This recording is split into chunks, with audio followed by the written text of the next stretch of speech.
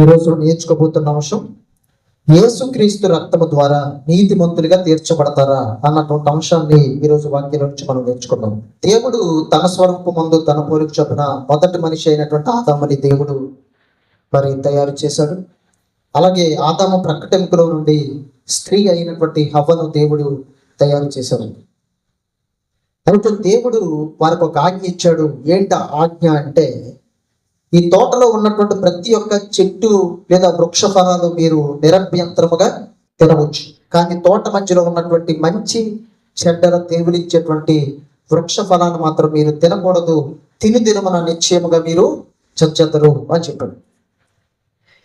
ఆదాము హవ్వ చాలా కాలం పాటు ఆ వృక్ష ఫలాలు తినలేదు, దేవుని మాటకు లోబడ్డారు, దేవుని ఆజ్ఞను గౌరవించారు. కానీ ఎప్పుడైతే సర్పం హవ్వను మోసపరిచిందో, హవ్వ ఆ ఫలాల్లో కొన్ని తీసుకొని తిని తన భర్త అయినటువంటి ఆదాము కూడా వాటిలో కొన్ని ఇచ్చిందండి. అతడు కూడా తిన్నాడు. అప్పుడు వారిద్దరి కనులు కూడా తెరవబడ్డాయి. ఆ తర్వాత దేవుడు వారికి తీర్పు తీర్చాడు. ఏదైనా తోటలో నుంచి దేవుడు వారిని బయటికి పంపించి వేశాడు. ఇక్కడ మనం చూసినట్లయితే ఆదాము హవ్వలు ఆజ్ఞను అతిక్రమించారు. ఆదాము హవ్వలు ఏం చేశారు? ఆజ్ఞను అతిక్రమించారు. ఆజ్ఞ అతిక్రమమే పాపము. అంటే పాపము అనే దానికి నిర్వచనం ఏంటి అని అంటే, ఆజ్ఞను అతిక్రమించడమే పాపము. వారు ఏం చేశారంటే దేవుని మాటను మీరి పాపాన్ని వారి శరీరాల్లోనికి తెచ్చుకున్నారు. కాబట్టి మరణం అనేటువంటిది ఆదాము హవ్వల ద్వారా మనుషులందరిలోనికి కూడా పాపం అనేది విస్తరించింది. ఆదాములో నుంచి పాపం అనేటువంటిది మనుషులందరిలోనికి విస్తరించింది. ప్రతి ఒక్కరు కూడా పాపులుగా మారిపోతూ ఉన్నారు. కాబట్టి భూమి మీద ఇంకా నీతిమంతుడిగా చూడడానికి, ఇంకా నీతిమంతుడిగా ఎవరు దేవుని దృష్టిలో కనిపించటం లేదు. అందరిలో కూడా పాపం ఉంది, అందరిలో కూడా అపవిత్రత కనిపిస్తుంది. అందరిని చూసినా కానీ ప్రతి ఒక్కరి మనస్సాక్షి కూడా అపవిత్రం అయిపోయింది. ప్రతి ఒక్కరు కూడా పాపం అనేటువంటిది ఏర్పాటు చేస్తూ ఉంది. మరి ఈ పాపాన్ని మనుషుల్లో నుండి తీసేయాలి, ఈ పాపాన్ని మనుషుల్లో నుండి తొలగించాలి. ఏం చేయాలి? ఎలా చేస్తే మనుషుల్లో ఉన్నటువంటి పాపం పోతుంది? దేవుడు ఆలోచన చేశాడు. ఆలోచన చేసి ఇశ్రాయేలు ప్రజలందరికీ కూడా దేవుడు ధర్మశాస్త్రాన్ని ఇచ్చాడండి. ఆ ధర్మశాస్త్రంలో ఆజ్ఞలు ఇచ్చాడు, విధులు ఇచ్చాడు, కట్టడలు ఇచ్చాడు. దేవుడు తన వాక్యాన్ని ఆ ధర్మశాస్త్రంలో ఇశ్రాయేలు ప్రజలకు ఇచ్చి, మీరు ఈ విధంగా జీవించాలి, మీరు ఈ విధంగా బ్రతకాలి, మీరు ఈ పని చేయాలి, మీరు ఈ పని చేయకూడదు అన్నటువంటి అనేకమైనటువంటి విధులు, కట్టడలు, ఆజ్ఞలు దేవుడు ఇశ్రాయేలు ప్రజలకి అనుగ్రహించాడు. మీలో ఎవరైనా దోషం, అపరాధం, పాపం చేస్తే ఒక మేకను తీసుకొచ్చి, లేదా ఒక పావురాన్ని తీసుకొచ్చి, లేదా గువ్వలను తీసుకొచ్చి మీ యొక్క పాపానికి పాప పరిహారార్థ బలి మీరు అర్పించాలి, అపరాధ పరిహారార్థ బలి మీరు అర్పించాలి అని చెప్పి దేవుడు ఒక కట్టడను వారికి నియమించాడు. కాబట్టి ఆ ప్రకారంగా ఇశ్రాయేలీయులు దేవుడు వారికి ఇచ్చినటువంటి ధర్మశాస్త్రంలో వారు ఏదైనా అపరాధం చేస్తే, వారు ఏదైనా పాపం చేస్తే, వారు ఏదైనా అపవిత్రత వారి శరీరాల్లోనికి వచ్చినట్లయితే ఒక గొర్రెనో, మేకనో, పావురాన్నో, గువ్వలను తెచ్చి దేవుని సన్నిధిలో వాటిని బలిగా అర్పించి ఆ రక్తం వారి మీద ప్రోక్షింపబడటం ద్వారా వారి యొక్క పాపాన్ని దేవుడు పరిహరించేవాడు. వారి యొక్క పాపాన్ని దేవుడు పరిహరించేవాడు.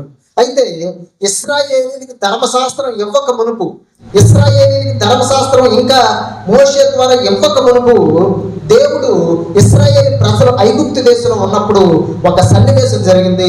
ఆ సన్నివేశంలో దేవుడు ఏం చేశాడు? బైబిల్లో నుంచి కొన్ని మాటలు మనం చూడాలండి. నిర్గమకాండం 12 వచ్చాయి. మొదటి నుంచి కొన్ని మాటలు మనం చదువుదాం. యెహోవా వారితో ఎలాగో సెలవిచ్చెనో, నెలలో ఈ నెల మీకు మొదటిది, ఇది మీ సంవత్సరంలో మొదటి నెల.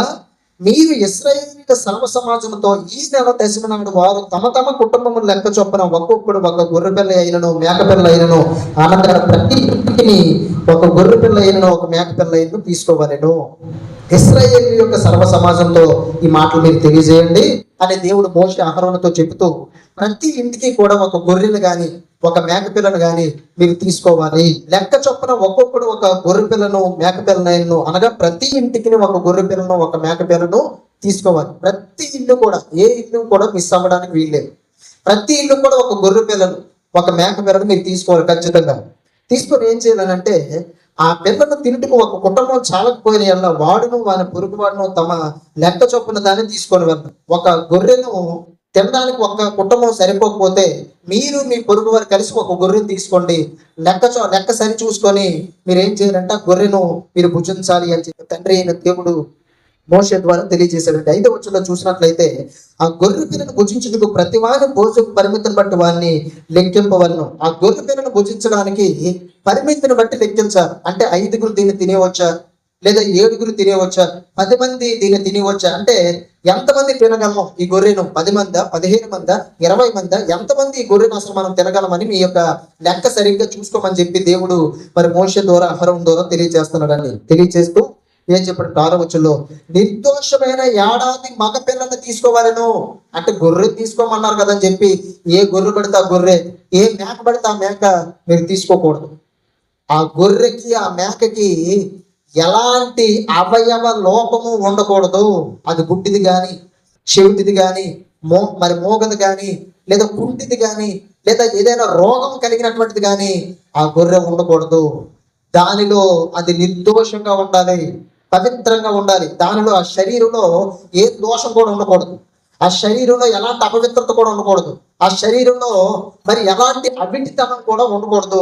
నిర్దోషంగా ఉండాలి, చక్కగా ఉండాలి. ఏడాది వయసు కలిగినటువంటి గొర్రె, ఏడాది వయసు కలిగినటువంటి మేక, మీరు దాన్ని తీసుకోవాలి అని చెప్తూ, గొర్రెల్లో నుండి అయినా పర్లేదు, మేకల్లో నుండి అయినా పర్లేదు, మీరు దాన్ని తీసుకోవాలి అని చెప్పారు. 7వ వచనంలో చూసినట్లయితే, ఈ నెల 14వ దినం వరకు మీరు దాన్ని ఉంచుకొనవలను. తర్వాత ఇశ్రాయేలు సమాజం వారందరూ తమ తమ కూటములో సాయంకాలం మందు దాన్ని చంపి దాని రక్తం కొంచెం తీసి తాము దాన్ని తిని ఇంట్ల ద్వారబంధపు 2 నిలువు కమ్ముల మీదను పైకమ్మి మీదను చల్లి ఆ రాత్రి వారు అగ్ని చేత కాల్చబడిన మాంసమును పొంగని రొట్టెలను తినవలను, చేతుకూరలతో దాన్ని తినవలను. వారు దాని తలను, దాని కాళ్ళను, దాని ఆంత్రములను అగ్నితో కాల్చి దాన్ని తినవలను. ఇంకా దేవుడు ఏమని తెలియజేస్తూ ఉన్నాడు అంటే, ఇశ్రాయేలు సమాజపు వారందరూ కూడా తమ కూటములో సాయంకాలం ముందు దాన్ని చంపి, కుటుంబాలన్నీ కూడా లెక్క చూసుకొని ప్రతి ఒక్క ఇంటికి ఒక గొర్రెను, ఒక మేకను తీసుకోండి.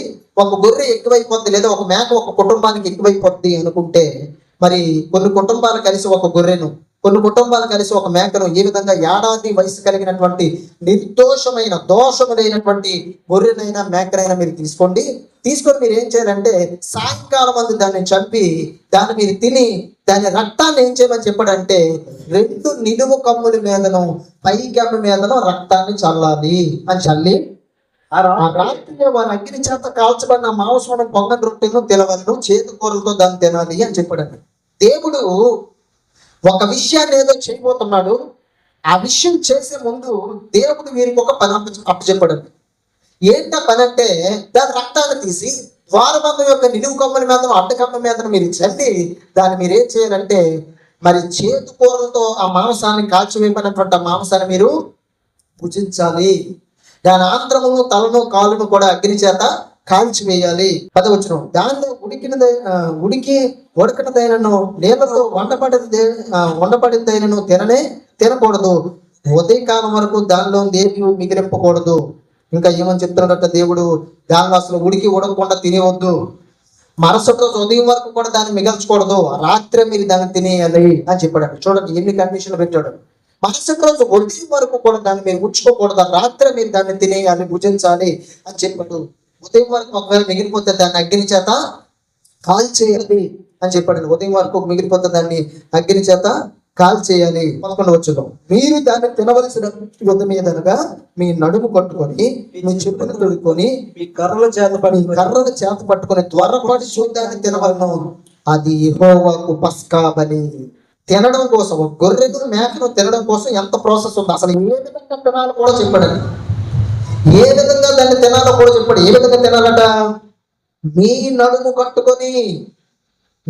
కట్టుకొని, మీ చెప్పులు తొడుక్కొని, మీ కర్రలు చేత పట్టుకొని వరపడుచు స్పీడ్గా దాన్ని తినాలి. నడుము కొట్టుకోమని చెప్పాడు, చెప్పులు తొడుక్కోమని చెప్పాడు, చేతిలో కర్ర పట్టుకోమని చెప్పాడు, దాన్ని త్వరపడుచు తినాలి అని చెప్పాడు. ఇంతకీ అది ఏంటంటే, అది యెహోవాకు పస్కా బలి, పస్కా బలిగా మీరు దాన్ని తినాలి అని దేవుడు ఇశ్రాయేలు ప్రజలకి ఒక కట్టడం నియమించాడు. ఆ రాత్రి నేను ఐగుప్తు దేశమందు సంచరించి ఐగుప్తు దేశమందుని మనుషుల్లోనే గాని జంతువుల్లోనే గాని తొలి సంతకానికి హతము చేసి ఐగుప్తు దేవతలందరికీ తీర్పు తీర్చేదను. నేను యెహోవాను. మీరున్న ఇంట్ల మీద రక్తం మీకు గుర్తుగా ఉండును. నేను ఆ రక్తమును చూచి మిమ్మల్ని నశింప చేయక దాటిపోయేదను. నేను ఐగుప్తు దేశమును పాడు చేయుచుండగా మిమ్ము సంహరించుటకు తెలుగు మీ మీదకి రాదు. ఇంతకీ ఆ ఏడాది వయసు కలిగినటువంటి గొర్రె మేక యొక్క రక్తాన్ని ఎందుకు ఇంటి యొక్క ద్వారబంధపు నిలువు కమ్మ మీద అడ్డు కమ్మల మీద వాటిని చల్లమని చెప్పాడనంటే, ఇదిగో ఈ రాత్రి మీరు దాన్ని తినేయాలని ఎందుకు చెప్పాడనంటే, ఈ రాత్రి నేను ఐగుప్తు దేశంలో సంచరించి మనుషుల్లోనే కానీ తొలిచూడి సంతతిలో ఉన్నటువంటి మనుషుల్లోనే కానీ జంతువుల్లోనే కానీ ప్రతి దాన్ని కూడా నేను హతం చేస్తాను. ఏ ఇంటి మీద అయితే ఈ యొక్క రక్తం యొక్క గురుతులు మీ ద్వారబంధం మీద కనిపిస్తాయో ఆ ఇంటిని నేను దాటిపోతాను. ఆ ఇంట్లో ఉన్నటువంటి వారిని నేనేమి కూడా చేయను. అంటే మీరు ఈ రాత్రి దాన్ని త్వరగా తినేయాలి. ఆ త్వరగా ఎలా తినాలని అంటే మీరు నడుము కట్టుకోవాలి, చెప్పులు తొడుక్కోవాలి, చేతిలో కర్ర పట్టుకోవాలి, స్పీడ్గా దాన్ని తినాలి. ఎందుకనంటే ఇదిగో ఈ రాత్రి నేను ఐగుప్తు దేశంలో సంచరించి తొలుచూలు ప్రతి మనుషుల్లోనే కానీ జంతువుల్లోనే కానీ పశువుల్లోనే కానీ హతం చేస్తాను. ఏ ఇంటి మీద అయితే ఆ ద్వారబంధం మీద రక్తం కనిపిస్తుందో వారిని నేనేమి చేయను, ఆ ఇంటిని నేను దాటిపోతాను అని దేవుడు మరి ఇశ్రాయేలు ప్రజలకు మరి యొక్క ఆజ్ఞను లేదా ఈ యొక్క పస్కా బలిని అర్పించమని చెప్పాడండి. ఈ పస్కా బలిని అర్పించమని చెప్పాడండి. ఎందుకు మీరు జాగ్రత్తగా ఇక్కడ గమనించవలసింది ఏంటి అంటే, మేక రక్తం ద్వారబంధం మీద ఉన్నప్పుడు ఆ ఇంటి వారు ఏం చేయబడుతున్నారంటే నశించిపోకుండా, ఆ ఇంటి వారు ఏం చేయబడుతున్నారంటే సంహరింపబడకుండా ఆ ఇంటి వారు రక్షింపబడుతున్నారు. ఆ ఇంటి వారు సేవ్ చేయబడుతున్నారు, రక్షించబడుతున్నారు. దేనిని బట్టి రక్షించబడుతున్నారంటే కేవలం రక్తమును బట్టి. దేనిని బట్టి రక్షించబడుతున్నారంటే ఆ ఇంటి ద్వారబంధం మీద ఉన్నటువంటి రక్తమును బట్టి ఆ ఇల్లు నాశనం అయిపోకుండా, ఆ ఇంటిలో వారు సంహరించబడకుండా ఏం చేయబడుతున్నారంటే రక్షించబడుతున్నారు. దేనిని బట్టి రక్షించబడుతున్నారంటే రక్తాన్ని బట్టి. రక్తాన్ని నేను చూసినట్టునే మిమ్మల్ని రక్షిస్తాను, ఆ ఇంటిని నేనేమీ చేయనని చెప్పాను. ఈ విషయం మనకు అర్థమైతే ఇప్పుడు కొత్త నిబంధనలో దేవుడు ఏమని రాయించాడో మనం చాలా జాగ్రత్తగా చూడాలి. ఆ గడియ వచ్చినప్పుడు ఆయనతో కూడా అపోస్తలులను పంక్తిని కూర్చుంటారు. అప్పుడైనా నేను శ్రమ పడక మునుపు మీతో కూడా ఈ పస్కాన భుజింపవల్లని మిక్కిలి ఆశపడితేనే, ఇదిగో నేను శ్రమ పడబోతున్నాను, ఇదిగో నాకు శ్రమ రాబోతుంది, శోధన రాబోతుంది, ఇదిగో నేను మరణించబోతున్నాను, సిలువ వేయబడబోతున్నాను, ఈ సిలువ వేయబడక మునుపు ఈ పస్కాను మీతో పాటు భుజించాలని చాలా ఆశపడ్డాను నేను. అంటే చాలా ఎందుకు యేసుక్రీస్తు ఆశపడ్డారు? పస్కాను భుజించడానికి ఎందుకు యేసుక్రీస్తు ఆశపడ్డారు? మరి మిగిలిన సంవత్సరాల్లో పస్కాను భుజించలేదా అంటే భుజించారు యేసుక్రీస్తు. కానీ ఇది ఇంపార్టెంట్ టైం. అది ఆ పస్కాను భుజించవలసినటువంటి టైము అది చాలా ప్రాముఖ్యమైనటువంటి టైం. ఈ టైంలో నేను ఈ సమయంలో మీతో కలిసి పస్కాను భుజించాలని చాలా ఆశపడ్డాను నేను అని యేసుక్రీస్తు ప్రభువారు చెప్తున్నారండి. ఎందుకు యేసుక్రీస్తు ప్రభువారికి అంత ఆశ కలిగిందనంటే ఆ పస్కా రోజే ఒక అద్భుతమైనటువంటి విషయాన్ని వారికి తెలియజేయబోతున్నాడు యేసుక్రీస్తు. ఇంతకీ పస్కాని సిద్ధం చేయమని ఎవరు చెప్పారు? యేసుక్రీస్తే చెప్పారు. కాబట్టి వాళ్ళందరూ కూడా సిద్ధం చేసినప్పుడు ఏమన్నారో తెలుసండి, అందరూ కూడా కూర్చున్నారు, శిష్యులు అందరూ కూడా కూర్చున్నారు. ఈ పస్కాని మీతో తినాలని నేను చాలా ఆశపడ్డాను యేసు ప్రభువారు అన్నారండి. 16వ వచనం, అది దేవుని రాజ్యంలో నెరవేరు వరకు ఇక ఎన్నడనో దాన్ని భుజింపునని మీతో చెప్పుచున్నానని వారితో చెప్పి ఆయన గిన్నె ఎత్తుకొని కృతజ్ఞతాస్తుతులు చెల్లించి, మీరు దీన్ని తీసుకొని మీలో పంచుకొనడి, ఇక మీదట దేవుని రాజ్యం వచ్చే వరకు నేను ద్రాక్షరసము త్రాగనని మీతో చెప్పుచున్నాను. పిమ్మట ఆయన ఒక రొట్టె పట్టుకొని కృతజ్ఞతాస్తుతులు చెల్లించి దాన్ని విరిచి వారికి ఇచ్చి, ఇది మీ కొరకు ఇయ్యబడుచున్న నా శరీరము, నన్ను జ్ఞాపకం చేసుకున్నట్టుగా దీన్ని చేయడని చెప్పాను. ఆ ప్రకారమే భోజనమైన తర్వాత ఆయన గిన్నె పట్టుకొని, ఈ గిన్నె మీ కొరకు చిందించబడుతున్న నా రక్తము వలన క్రొత్త నిబంధన. వాళ్ళందరూ కూడా పస్కా కూర్చున్నప్పుడు పులిన రొట్టెలు ఉన్నాయి, అక్కడ ద్రాక్షరసం ఉంది, అలాగే ఏడాది వయసు కలిగినటువంటి గొర్రె కూడా లేదా మేక కూడా సిద్ధం చేయబడి ఉంది, చేదు కూరలు కూడా ఉన్నాయండి. అన్ని రెడీగా ఉన్నాయి. పస్కాను భుజించడానికి అందరూ రెడీగా ఉన్నారు. అప్పుడు యేసుక్రీస్తు ప్రభువు ఏం చేశారో తెలుసా? అక్కడ ఉన్నటువంటి రొట్టెలో ఒక రొట్టె తీశారు. అక్కడ ఉన్నటువంటి పులి అనే రొట్టెల్లో ఒక రొట్టె తీసి దాన్ని విరిచి శిష్యులకి ఇచ్చి ఏం చెప్పారో తెలుసా? ఇది నా శరీరము, దీనిలో మీరు తీసుకొని తినండి, మీరు తినబెట్టడంలో కూడా నన్ను జ్ఞాపకము చేసుకోండి. ఈ తర్వాత యేసుక్రీస్తు ప్రభువు ఏం చేశారంటే ద్రాక్ష రసంతో నింపబడిన ఒక పాత్రను ఎత్తు పట్టుకొని కృతజ్ఞతాస్తుతులు చెల్లించి ఏం చెప్తున్నారంటే, అక్కడ మనం చూసినట్లయితే ఆ ప్రకారమే భోజనమైన తర్వాత ఆ గిన్నెను పట్టుకొని, ఈ గిన్నె మీ కొరకు చిందింపబడుతున్న నా రక్తము వలన క్రొత్త నిబంధన, ఈ ద్రాక్ష రసం కూడా మీరు పంచుకోండి, త్రాగండి. ఎంతకు ఈ ద్రాక్ష రసం అంటే ఏమనుకుంటున్నారు? ఇదిగో నా రక్తము వలన క్రొత్త నిబంధన, నా రక్తాన్ని చిందించబోతున్నాను. ఎంతవరకు కూడా ఇశ్రాయేలు ప్రజలు ఆనాటి కాలం నుండి ఈనాటి కాలం వరకు కూడా గొర్రె రక్తాన్ని చిందించడమే మీరు చూశారు, మేక రక్తం చిందించబడమే మీరు చూశారు, జంతువు యొక్క రక్తం అది. ఇప్పుడు ఆ రక్తం కాదు, ఇప్పుడు నా రక్తమే మీకు ఇస్తున్నాను, నా రక్తం ద్వారానే మీకు కొత్త నిబంధన ఇస్తున్నాను అని యేసుక్రీస్తు ప్రభువారు ఆ రొట్టె తీసి దీన్ని విరిచి వారికి ఇచ్చి ఇది నా శరీరం అని చెప్పగానే శిష్యుల్లో ఆశ్చర్యం కలిగిందండి. ఆ రొట్టె నా శరీరం అని చెప్పాడు, ఆ ద్రాక్ష రసం నా యొక్క రక్తము, ఇది మీకు క్రొత్త నిబంధనగా ఇస్తున్నాను. పిమ్మటైన ఒక రొట్టె పట్టుకొని కృతజ్ఞతాస్తుతులు చెల్లించి దాన్ని విరిచి వారికి ఇచ్చి ఇది మీ కొరకు ఇవ్వబడుచున్న నా శరీరం, నన్ను జ్ఞాపకము చేసుకున్నట్టుగా దీనిని చేయండి. నన్ను జ్ఞాపకం చేసుకోవాలి మీరు. అంటే ఇంతవరకు ఇశ్రాయేలీని దేనిని జ్ఞాపకం చేసుకుంటూ వచ్చారు? పస్కా అనబడినటువంటి ఆ పండగను జ్ఞాపకం చేసుకుంటూ వచ్చారు. ఇప్పుడు యేసు ప్రభువు చెప్తున్నాడు, మీరు జ్ఞాపకం చేసుకోవలసింది పండగని కాదు, మీరు జ్ఞాపకం చేసుకోవలసింది పస్కాను కాదు, మీరు జ్ఞాపకం చేసుకోవలసింది నన్ను మీరు జ్ఞాపకం చేసుకోవాలి అని చెప్పి. నా శరీరాన్ని మీరు జ్ఞాపకం చేసుకోవాలి, నా రక్తాన్ని మీరు జ్ఞాపకం చేసుకోవాలి, నా శరీరాన్ని తింటున్న ప్రతిసారి మీరు నన్ను జ్ఞాపకం చేసుకోవాలి, నా రక్తాన్ని త్రాగుతున్న ప్రతిసారి మీరు నన్ను జ్ఞాపకం చేసుకోవాలి.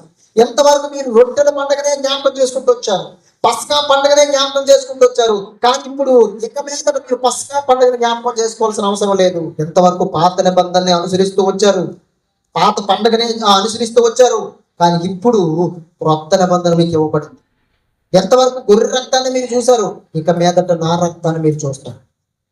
ఇక మీదట నా శరీరం విరవబడ్డం మీరు చూస్తారు, నా శరీరం విరవబడ్డం మీరు చూస్తారు, నా రక్తం చిందించబడ్డం మీరు చూస్తారు. ఇదిగో క్రొత్త నిబంధన రక్తంతో చేస్తున్నాను, నా రక్తంతో చేస్తున్నాను అని యేసుక్రీస్తు ప్రభువారు శిష్యుడికి తెలియజేశారు. కాబట్టి ఇక్కడ మనం చూసినట్లయితే నిర్గమాకాండంలో చెప్పబడుతున్నటువంటి ఏడాది వయసు కలిగినటువంటి గొర్రె మేక నిర్దోషమైంది తీసుకోమని చెప్పాడు, అంటే దోషం లేనిది తీసుకోమని చెప్పాడు. ఇప్పుడు యేసుక్రీస్తు ప్రభువారు కూడా నా శరీరం ఇదిగో రొట్టె అని చెప్తున్నాడు, నా రక్తం ఇదిగో ద్రాక్షరసం అని చెప్తున్నాడు. మీరు నన్ను జ్ఞాపకం చేసుకోవాలి కానీ పండగని జ్ఞాపకం చేసుకోకూడదు అని చెప్తున్నాడు అండి. పండగని జ్ఞాపకం చేసుకోకూడదు, ఇదిగో క్రొత్త నిబంధన మీకు ఇస్తున్నాను. ఇక మీదట మీరు ప్రతి సంవత్సరం లేదా ప్రతిసారి ఎప్పుడు ఈ రొట్టె తిన్నా, ఎప్పుడు ఈ ద్రాక్షరసం తీసుకున్నా, ఎప్పుడో మీరు సంవత్సరంకి ఒక్కసారి ఈ పండగని జ్ఞాపకం చేసుకున్నారు. కానీ ఇక మీదట సంవత్సరానికి ఒక్కసారి కాదు మీరు జ్ఞాపకం చేసుకోవాల్సింది, మీరు రొట్టె తిన్న ప్రతిసారి మీరు నన్ను జ్ఞాపకం చేసుకోవాలి. ద్రాక్షరసం త్రాగిన ప్రతిసారి మీరు నన్ను ఏం చేయాలి? జ్ఞాపకం చేసుకోవాలి. మరి కులీన రొట్టెల పండుగ ఏదో సంవత్సరంకి ఒక్కసారి వాళ్ళు జ్ఞాపకం చేసుకునేవారు. ఇక మీద అలా చేయలేదు. రొట్టె తీసుకున్న ప్రతిసారి మీకు పండుగ, ద్రాక్షరసం త్రాగిన ప్రతిసారి మీకు పండుగ. ఆ పండుగ ఏంటంటే ఇదిగో రొట్టె నా శరీరం, ద్రాక్షరసం నా యొక్క రక్తము అనబడినటువంటి విషయాన్ని వారికి తెలియజేశారు. అందుకే యేసుక్రీస్తు ప్రభువారు వాళ్ళతో పస్కాని భుజించాలని యేసుక్రీస్తు ప్రభువారు ఆశపడ్డారంట. ఇప్పుడు యేసుక్రీస్తు కూడా తన శరీరాన్ని ఇస్తానంటున్నాడు బలిగా, తన రక్తాన్ని ఇస్తానంటున్నాడు క్రొత్త నిబంధనగా. ఇప్పుడు యేసుక్రీస్తు కూడా ఎలా ఉండాలి? ఆయన కూడా పరిశుద్ధుడిగా ఉండాలి, ఆయన రక్తం కూడా పరిశుద్ధమైనటువంటిగా ఉండాలి. వాళ్ళ పస్కాన్ని జ్ఞాపకం చేసుకోవాలంటే యేసుక్రీస్తు రక్తం కూడా పరిశుద్ధంగా ఉండాలి. ఎందుకంటే నిర్మకాండంలో ఏడాది వయసు కలిగినటువంటి గొర్రె ఎలా తీసుకోమన్నాడు? నిర్దోషమైనది అనగా దోషము, పాపము, అపవిత్రత, ఎలాంటి అవిటితనము శరీరంలో లేనటువంటిది. ఇప్పుడు యేసు ప్రభువారు చెప్పారు, ఇది నా శరీరం అని చెప్పారు, ఇదేమో ద్రాక్షరసం ఏమో నా రక్తం అని చెప్పేశారు, మీరు నన్ను జ్ఞాపకం చేసుకోవాలని చెప్పేశారు. అంటే ఇక మీదట మీరు జ్ఞాపకం చేసుకోవాల్సింది పులి అనే రొట్టెల పండుగలు కాదు, నా శరీరాన్ని నా రక్తాన్ని మీరు జ్ఞాపకం చేసుకోవాలి అని చెప్పారు. అయితే యేసుక్రీస్తు ప్రభువారు కూడా పరిశుద్ధంగా ఉండాలి, నిర్దోషంగా ఉండాలి, నిష్కల్మషుడిగా ఉండాలి. అసలు అలా ఉంటేనే యేసుక్రీస్తు అంగీకరించబడతాడు, బలి అవ్వడానికి అంగీకరించబడతాడు, ప్రాణం పెట్టడానికి అంగీకరించబడతాడు. ఎవరు పడితే వాళ్ళు సిలువేసేయడానికి, ఇప్పుడు ఏంటి దొంగలు సిలువేయబడ్డారు, వాళ్ళ రక్తం ఉపయోగపడుతుందా? యేసుక్రీస్తుకి అవతల పక్క దొంగ అవతల పక్క దొంగ సిలువేయబడ్డారండి. అలా సిలువేయబడినటువంటి వారి రక్తం ఉపయోగపడిందా, లేకపోతే యేసుక్రీస్తు రక్తం ఉపయోగపడింది? వారు కూడా సిలువేయబడ్డారు యేసుక్రీస్తులాగే, వారు కూడా యేసుక్రీస్తుతో పాటు సిలువేయబడ్డారు, వారు కూడా యేసుక్రీస్తు లాగే సిలువేయబడ్డారు. కానీ వారి రక్తం అంగీకరించబడలేదు. యేసుక్రీస్తు రక్తం మాత్రమే అంగీకరించబడింది. యేసుక్రీస్తు రక్తం మాత్రమే పరిశుద్ధమైనటువంటి రక్తంగా ఉంది. ఎందుకు అని అంటే యేసుక్రీస్తు ఎలా జీవించాడో ఒకసారి మనం చూద్దామండి. పేతురు రాసిన మొదటి పత్రిక 2వ అధ్యాయం 21వ వచనం నుంచి. క్రీస్తు కూడా మీ కొరకు బాధపడి మీరు తన అడుగు జాడలి యందు నడుచుకున్నట్లు మీకు మాదిరి ఉంచిపోయిను. ఆయన పాపము చెయ్యలేదు. చూసారండి, యేసుక్రీస్తుతో పాటు 3.5 సంవత్సరాలు తిరిగి, యేసుక్రీస్తుతో పాటు 3.5 సంవత్సరాలు సువార్తను ప్రకటించి, యేసుక్రీస్తుతో పాటు 3.5 సంవత్సరాలు దేవుని రాజ్య విస్తరణలో పాలు పంపులు పంచుకున్నటువంటి అపోస్తలుడైనటువంటి పేతురు సాక్ష్యం చెప్తున్నాడు యేసుక్రీస్తు కోసం. సాక్ష్యం చెప్తున్నాడు అని అంటే ఆయన పాపము చెయ్యలేదు, ఆయన పాపము చేయలేదు, ఆయన నోట ఏ కపటమును కనబడలేదు. చూసారండి ఎంత గొప్ప సాక్ష్యం చెప్పాడు. యేసుక్రీస్తుని దగ్గరుండి కళ్ళారా చూసి యేసుక్రీస్తుని గమనించినటువంటి వ్యక్తి అయినటువంటి పేతురు యేసుక్రీస్తు కోసం ఏమని సాక్ష్యం చెప్తున్నాడు? ఆయన పాపం చేయలేదు. ఏంటి, ఒక మనిషి తన కోసం తను గొప్ప చెప్పుకుంటాడు, అది కామన్. అది తన కోసం తను నీతిమంతుడని చెప్పుకుంటాడు, తన కోసం తాను పరిశుద్ధులని చెప్పుకుంటాడు, తన కోసం తాను నా ఎంత గొప్పవాడు, నా ఎంత మంచోడు, మంచిదాయి లేదని చెప్పుకుంటారు. కానీ నీ కోసం ఇతరులు ఏదైతే చెబుతారో అందులోనే గొప్పతనం ఉంది. ఇప్పుడు యేసుక్రీస్తు తనకు తాను ఎప్పుడు అంత గొప్పలు చెప్పుకోలేదు, కానీ ఆయన దగ్గరుండి 3.5 సంవత్సరాల పాటు చూశాడు. ఎవరు? అపోస్తలుడైన పేతురు. చూసి ఏం చెప్పాడో తెలిసి యేసుక్రీస్తు కోసం ఆయన పాపం చేయలేదు. అసలు ఆయన పాపం చేయలేదండి. ఎంత గొప్ప విషయం అండి. పాపం చేయలేదు అంటే ఎంత గొప్ప విషయం అది. పాపం చేయకుండా ఉండడం అంటే ఆ మాటకి ఏది సరితూగదంట, ఆ మాటకి ఏది సరితూగదు. అంత గొప్ప విలువైనటువంటి మాట అది, అంత గొప్ప గుణమైనటువంటి మాట అది. కాబట్టి ఇక్కడ మనం చూసినట్లయితే ఆయన పాపం చేయలేదు అని పేతురు యేసుక్రీస్తు కోసం చెప్తున్నాడు అండి. ఇస్కరియోతు యోధ యేసుక్రీస్తు ప్రభువారిని ఈ ప్రధాన యాజకులకి, శాస్త్రులకి, ఈ పరిసయ్యులకి ఎంత అమ్మేశాడు? యేసుక్రీస్తు ప్రభువారిని 30 వెండి నాణాలకి అమ్మేసుకున్నాడు. 30 వెండి నాణాలకి అమ్మేసుకున్నాడు. అమ్మేసుకొని యేసుక్రీస్తు పాపం చేశాడు అని చెప్పగలిగాడా? అమ్మేసుకోగలిగితే అమ్మేసుకున్నాడు, కానీ యేసుక్రీస్తులో దోషం ఉంది, యేసుక్రీస్తులో పాపం ఉంది అని చెప్పగలిగాడా? అంటే యేసుక్రీస్తుని అమ్మైతే అమ్మేసుకోగలిగాడు, కానీ ఆయనలో పాపాన మాత్రం చూపించలేకపోయాడు. అది క్యారెక్టర్ యేసుక్రీస్తు. అర్థమైందండి? ఆయనలో దోషాన్ని మాత్రం చూపించలేకపోయాడు, ఆయనలో అపవిత్రతను మాత్రం చూపించలేకపోయాడు. ఆయన్ని అమ్మడం అయితే డబ్బుల కోసం ఆశపడి అమ్మేసుకున్నాడు తప్ప ఆయన యొక్క క్యారెక్టర్లో ఎంత మచ్చను కూడా చూపించలేకపోయాడు. ఇక్కడ పేతురు కూడా ఏమని చెప్తాడంటే ఆయన పాపం చేయలేదు. అంటే పాపం చేయకుండా ఉన్నటువంటి ఏకైక వ్యక్తి ప్రపంచంలో ఎవరైనా ఉన్నారు అని అంటే ప్రభువు అయిన యేసుక్రీస్తు. ఆదాము పాపం చేశాడు, హవ్వ పాపం చేసింది, మనుషులు అందరిలోనికి పాపం విస్తరించేసింది. కానీ యేసుక్రీస్తు ఒక్కడే పాపాన్ని జయించాడు. యేసుక్రీస్తు ఒక్కడే పాపం చేయలేదు, యేసుక్రీస్తు ఒక్కడే దోషం చేయలేదు, యేసుక్రీస్తు ఒక్కడే ఎలాంటి అపవిత్రత కనపరచలేదు తన క్రియల్లో. ఆయన పాపము లేనటువంటి వాడు. అందుకే యేసుక్రీస్తు కూడా డైరెక్టర్ గా ఒకసారి ఒక మాట చెప్పారండి. చూద్దాం, యోహాను రాసిన సువార్త 8వ అధ్యాయం 46వ వచనం. నాయందు పాపము ఉన్నదని నీలో ఎవడు స్థాపించును. చూసారండి ఎంత డైరెక్ట్ గా స్టేట్మెంట్ ఇచ్చారో యేసుక్రీస్తు ప్రభు వారు.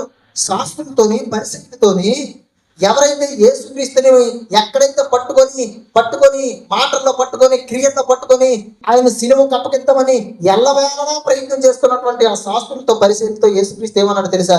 నాలో లేదా నా యందు పాపం ఉన్నదని మీలో ఎవడు స్థాపించింది. సో ఓపెన్ స్టేట్మెంట్ చేశాడండి. ఆయనలాగా ఓపెన్ గా స్టేట్మెంట్ చేసినటువంటి వ్యక్తి ఎవరైనా ఉన్నారంటే ఎప్పటి వరకు ప్రపంచంలో ఎవరు లేరండి. ఎందుకనంటే ఆయన పాపం చేయలేదు, పరిశుద్ధుడు. అపొస్తలుడైన పౌలు చెప్తాడు హెబ్రీయులకు రాసిన పత్రికలో, చూడండి హెబ్రీయులకు రాసిన పత్రిక 7వ అధ్యాయం 26వ వచనం. పవిత్రుడు, నిర్దోషి, నిష్కల్మషుడు, పాపులలో చేరక ప్రత్యేకముగా ఉన్నవాడు.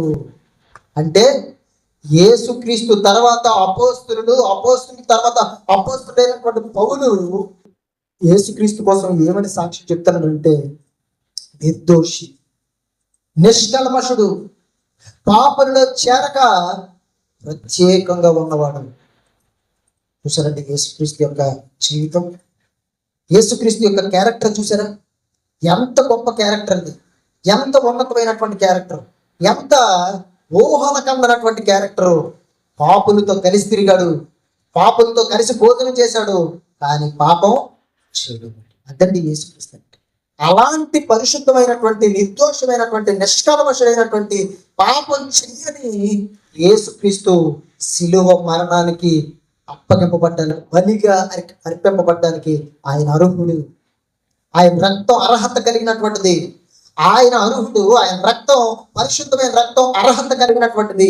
ఏడాది వయసు కలిగినటువంటి గొర్రె మేక యొక్క రక్తం మనుషులు బ్రతికొంటుండగా మాత్రమే సేవ్ చేయగలిగిందండి. మనుషులు ఇంకా చచ్చిపోకుండా సేవ్ చేయగలిగింది.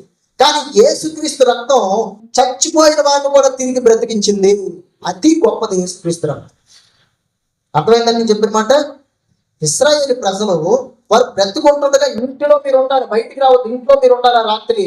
మీరు రాత్రి దాన్ని భోజనం చేసేయాలి. మీ ద్వారబంధ పట్టు కొమ్మరి మీద, నిలువు కొమ్మరి మీద రక్తాన్ని మీకు చల్లాలి అని చెప్పాడు. ఇదిగో ఆ ఇంటిని నేను దాటిపోతారు, సంహారకుడు మీ ఇంటిని దాటిపోతారు, మీరు మీ ఇల్లు రక్షించబడుతుంది అని చెప్పాడు. అంటే అప్పటి వారు ఏం చేశారంటే బ్రతికున్న వారు చచ్చిపోకుండా గొర్రె రక్తం, మేక రక్తం వారిని కాపాడింది. కానీ యేసుక్రీస్తు రక్తానికి ఉన్నటువంటి పవర్ ఏంటంటే ఆత్మీయంగా పాపము చేత, అపరాధముల చేత చచ్చిపోయిన వారిని సైతం యేసుక్రీస్తు రక్తం ఏం చేసింది? మరలా తిరిగి బ్రతికించింది. అదండి capacity of lord Jesus Christ blood. అంటే యేసుక్రీస్తు రక్తానికి అంత శక్తి ఉంది. అక్కడ రక్తమేమో బ్రతుకున్న వారిని చచ్చిపోకుండా కాపాడితే, యేసుక్రీస్తు రక్తమేమో చచ్చిపోయిన వారిని సైతం తిరిగి బ్రతికించింది ఆత్మీయంగా. అర్థమైందా? అంత గొప్పది యేసుక్రీస్తు రక్తం అంటే, అంత గొప్పది, అంత ఉన్నతమైన యేసుక్రీస్తు రక్తం అంటే. అందుకే యేసుప్రభువారు ఏం చెప్పారంటే, ఈ పాత్రలో లేదా గిన్నెలో ఉన్నటువంటిది ఈ ద్రాక్ష రసం నా రక్తము, దీనిలో మీరు త్రాగేటప్పుడు ఎవరో కూడా నన్ను జ్ఞాపకం చేసుకోండి.